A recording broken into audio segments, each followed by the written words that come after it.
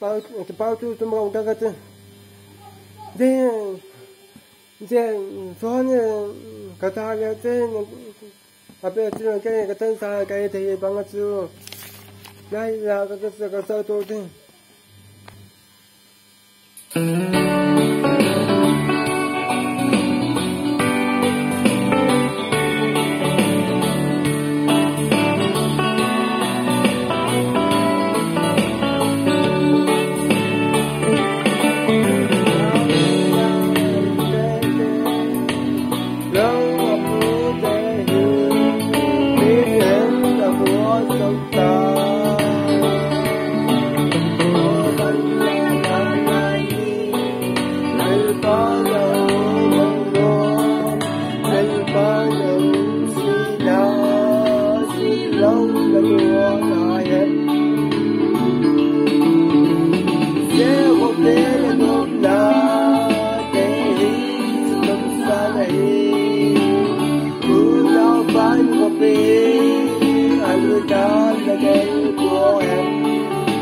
một bên tim của nhau tim mà nó sẽ tu sự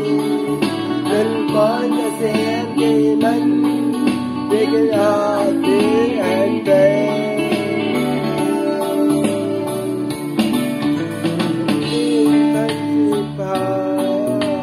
có người yêu thương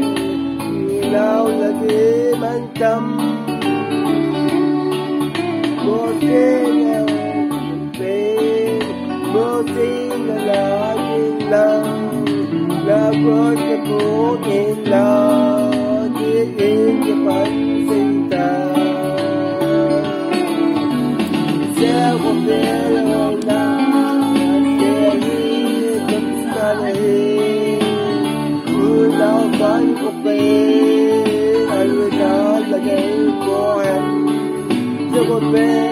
tình của nhau yêu mà nó sẽ tu tu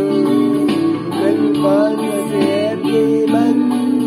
để cái đó đi em về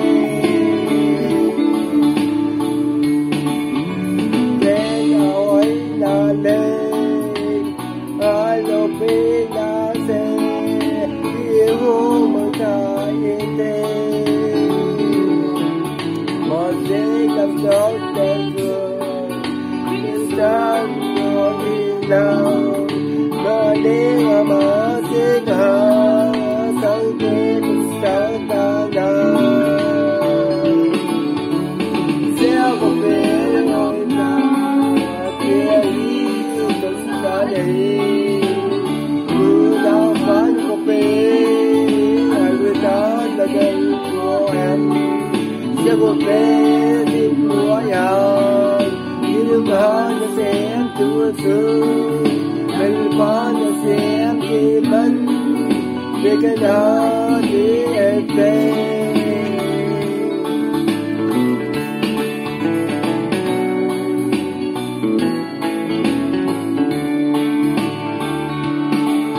một tiếng là quay là thế bằng ta đi mà đi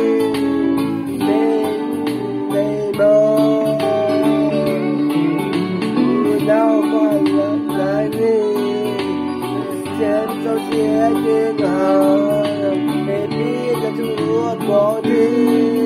về mấy lâu tin nào hẹp sẽ một kia lên đường nào để tâm sa này cứ nào phải có phải đó là ngày của em để một bên tin của nhau nhưng mà nó sẽ tu tu nên con nó sẽ đi mình để cái nào đi em về nên con nó sẽ đi mình để cái nào đi em về có cái chữ có sai có like có thân sao có gì đây